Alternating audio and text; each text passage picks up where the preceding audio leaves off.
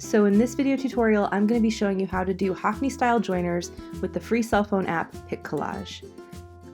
You want to start by actually taking your photos with your phone. You can import photos from camera devices, but I think you're going to have an easier time if you actually just shoot the images with your cell phone.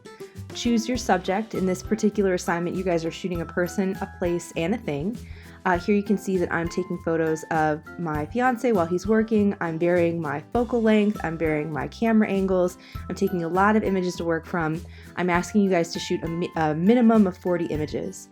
Once you have your images shot, go ahead and navigate to your PicCollage app on your phone. And once you navigate to the app, you'll have two options. You can work with grids or freestyle. We're going to start with grids. When you click on the grid option, you'll see all the photos you just shot that you can easily navigate through. And once you start navigating through, you're going to be able to just click to select. Now I'm asking you guys to create a composition of a minimum of 10 photos and a maximum of 30. So with this screen recording on my phone, you can see that I'm navigating through my images and I'm making some decisions about which images I want to include in my grid. In the top right of the screen, you have a number that shows you how many images you currently have selected, and the images that are selected are highlighted in green. If you click on one you don't want, you just click on it again to deselect it. And because you've selected grid view, once you have those images selected, it will automatically propagate them into a grid.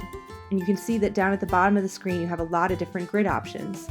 Now if you continue to click on the same grid option, it'll shuffle your photos for you. So if you like the grid but you don't like the layout, you can just hit the grid a couple times and it'll reshuffle your photos randomly. In addition to choosing different types of grids, you can also choose different sizes.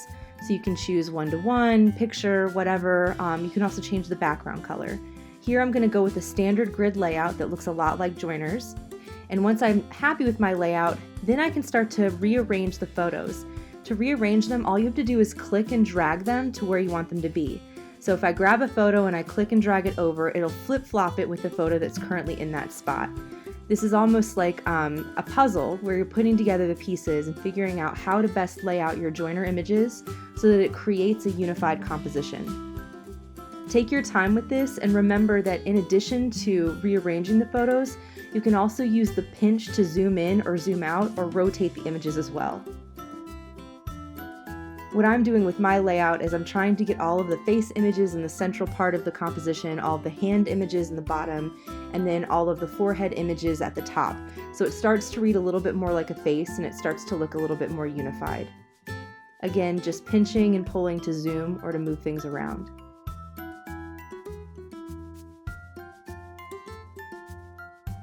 Once you're happy with it, you press done on the bottom right of the screen, and then you click save to gallery.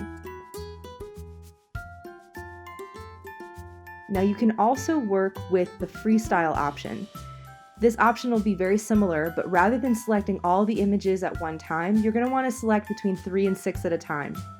It's going to open them on a white panel and allow you to just kind of click and move around to rearrange them.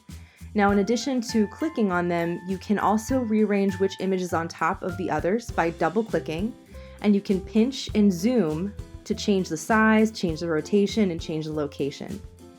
So you can see that I'm working with that there, and so if I decide I want an image to be on top, I just simply click on it again and it'll rearrange it. Here you can see that I'm kind of just quickly navigating through. I'm picking out a couple images at a time, 3 or 6 at most.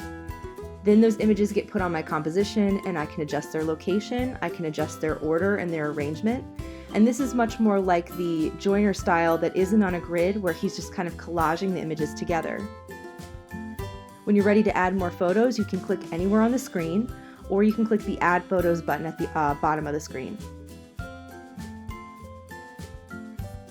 Now as you're working, if you find that you've selected an image that you don't actually need, like here you can see I'm trying to arrange an image and I'm like, I don't know if it works. When you move the image down, there's 2 little arrows in the top right corner. When you click on those 2 little arrows, it's going to give you an option that'll allow you to delete the image. Now this will just remove it from your composition, it won't actually delete it from your images file. So I'm just going to quickly navigate through and finish my layout.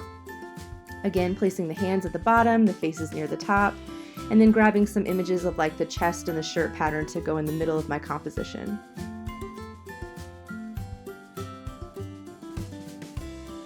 When I'm happy with it, I press done in the bottom of the right screen, and then I just click save to gallery. And that's it. That's all you have to do. Thank you guys.